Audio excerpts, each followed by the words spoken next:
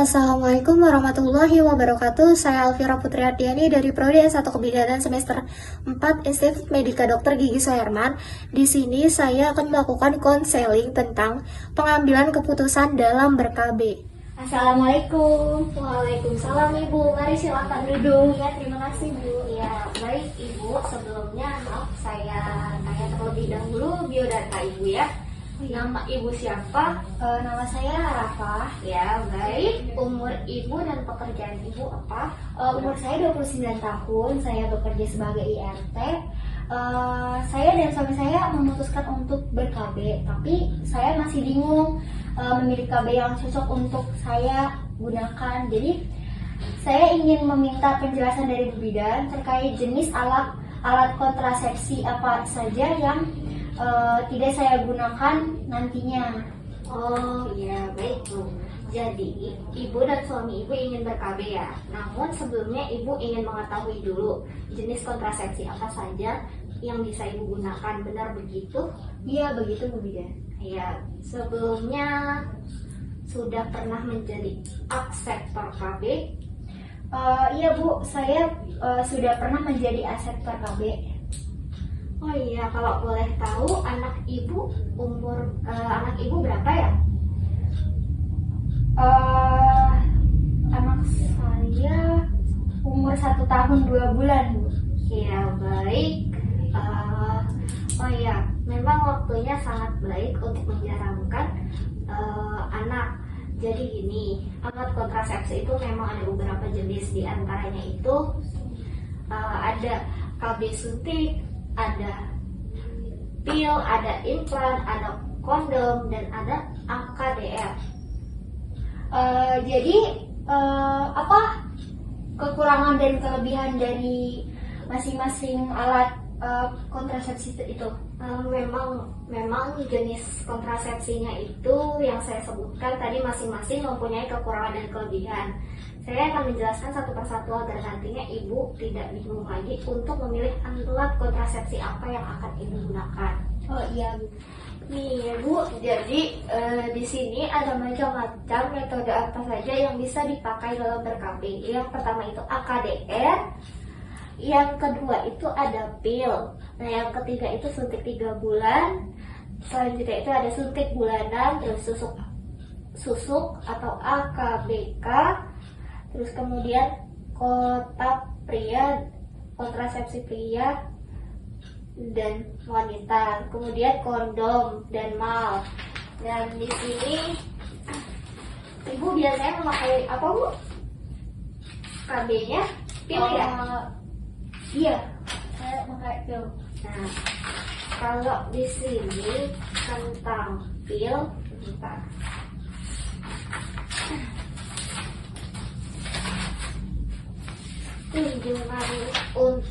Kunjungan ulang untuk pil itu. Jadi yang pertama itu jika ibunya merasa puas, periksa keadaan kesehatan ibu sebelumnya memberikan pil. Terus kemudian memberikan suplai pil sesuai dengan ketentuan. Kemudian itu apakah ibu puas untuk memakai pil atau ingin mendapatkan pil lagi? Kalau bisa sih pakai pil lagi.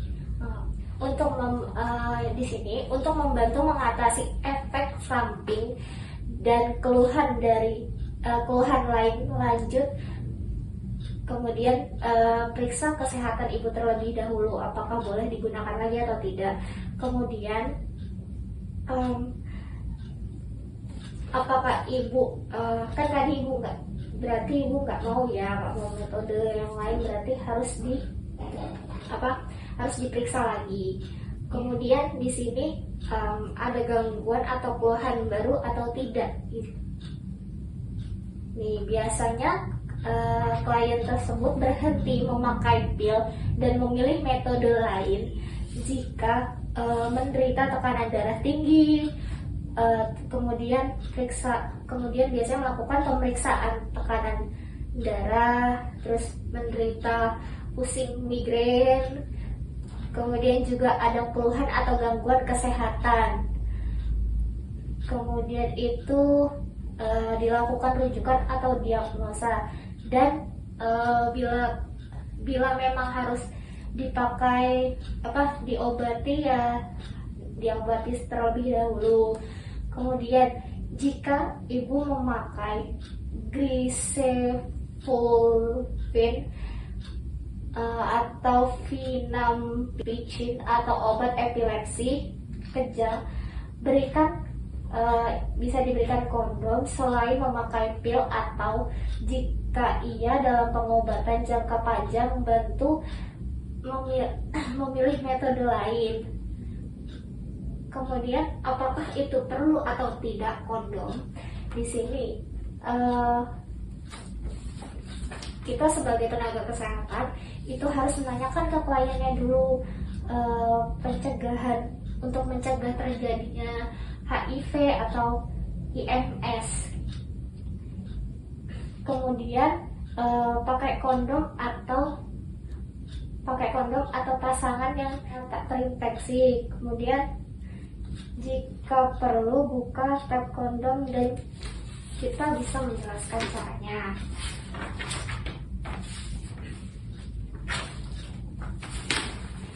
Kemudian ya, di sini saat pemakaian mual muntah atau tidak. Nah, di sini mual muntah dalam jangka waktu 2 jam setelah minum pil aktif. Ambil pil aktif dari bungkus atau strip yang lain. Diare berat atau perdarahan. Selama ini sih nggak ada ya. Ya, saya jelaskan ya. Spotting atau perdarahan di antara haid adalah hal yang biasa, khususnya dalam beberapa bulan pertama meminum pil ya. Terus juga disebabkan karena lupa minum pil, mual muntah atau diare, atau karena meminum rifampin atau obat anti kejang. Nah, di sini apakah ibu merasakan seperti keluhan sakit kepala, payudara nyeri, atau ada keluhan lainnya? Biasanya nih sih saya kayak ada sakit kepala kadang-kadang. Nah, di sini penting sekali. Sakit kepala ringan itu bisa diobati, misalnya minum ibuprofen kah, atau aspirin, paracetamol, atau obat sejenis lainnya, jika memang benar-benar diperlukan. Kemudian jika sakit kepala semakin sering atau bertambah parah ketika meminum pil, si kliennya itu harus diganti metodenya. Kemudian kalau misalnya terjadi keluhan lain,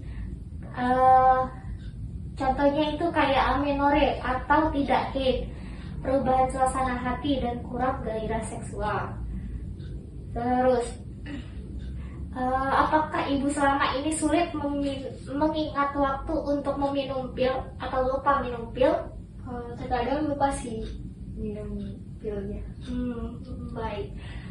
Untuk langkah ini perlu dilakukan jika lupa meminum pil. Lihat bagian pil, kemudian apa yang dapat membantu mengingat, apa yang biasanya dilakukan setiap hari, dan kapan waktu termudah untuk ibu minum pil, waktu makan dan sebelum tidur, seperti itu ya.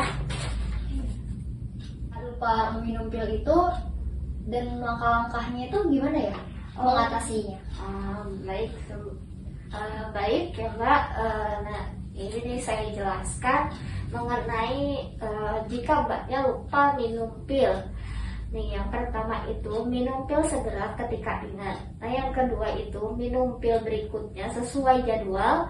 Dan yang ketiga itu lanjutkan minum seperti biasa, seperti biasa 1 tablet setiap hari.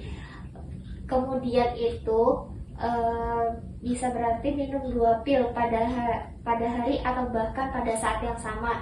Jika hanya lupa 1 pil, tidak perlu memakai kontrasepsi lain. Dan kemudian jika Mbaknya lupa minum 2 pil atau lebih, atau terlambat memulai paket 2 hari atau lebih, Mbaknya juga perlu pakai backup. Hindari senggama atau pakai kondom selama 7 hari dan lewati pil tak aktif. Dan juga langsung lanjut ke paket baru. Kemudian jika lupa lebih dari 1 pil, buang sisa pil dan yang terlupa untuk mengejar hari yang sesuai. Kemudian paket 28 hari berisi 7 pil tak aktif minggu keempat. Pil-pil tersebut tidak mengandung hormon. Nah, kemudian aturan khusus ya Mbak untuk pil tak aktif. Buang saja pil yang lupa diminum, lalu lanjutkan minum pil sesuai jadwal. Kemudian melewatkan pil tak aktif tidak berbahaya ya. Jika Mbaknya lupa minum seluruh pil tak aktif, dia tidak bisa haid, bukan berarti klien tidak subur. Jika klien sering lupa, Mbaknya sering lupa, mungkin lebih cocok untuk memakai metode yang lainnya. Metodenya yang lainnya itu seperti apa ya? Yang misal Mbaknya ganti alat kontrasepsinya kayak kondom, kemudian tadi suntik ya, BKB. Tapi itu harus dilakukan konsultasi dulu kepada yang lebih berwenang. Nah, di sini, bentar ya. Di sini juga ada yang perlu diingat. Yang perlu diingat dalam meminum pil KB. Contohnya seperti apa ya? Nah, minum satu pil KB setiap hari. Jika lupa, ibunya itu bisa hamil. Ada kemungkinan bisa hamil. Kemudian juga efek sampingnya biasa dan pada umumnya itu tidak berbahaya. Kembali ke klinik jika hal tersebut mengganggu Mbaknya. Kemudian segera kembali sebelum pil habis, atau jika ada keluhan lain, misalnya Mbak perlu kunjungi BPM, bidan praktik mandiri atau bidan-bidan di sekitar Mbak ketika merasa sangat nyeri pada perut, dada, atau kaki, kemudian sakit kepala berat, pandangan terganggu, berkunang-kunang, kulit atau mata kuning, kemudian mengalami kondisi kesehatan baru yang serius seperti itu ya. Oh, begitu ya? Iya Mbaknya. Ya baik Bu Nini. Jadi semua itu tergantung keputusan Ibu dan suaminya. Mau memilih metode apapun dengan cara apapun itu terserah Ibu, dipertimbangkan terlebih dahulu sehingga dengan matang. Mau itu metode yang tadi saya sebutkan itu, jika ada hal-hal yang ingin Ibu tanyakan atau bagaimana, silahkan aja Ibu datang ke sini. Baik Bu, terima kasih atas informasi dan dukungannya. Yang Ibu berikan ini sangat bermanfaat bagi saya dan keluarga. Iya baik Ibu, sama-sama. Kalau begitu saya izin pamit. Terima kasih Bu. Assalamualaikum. Waalaikumsalam. Sekian video yang dapat saya tampilkan. Kurang lebihnya mohon maaf. Wassalamualaikum warahmatullahi wabarakatuh. Thanks for watching.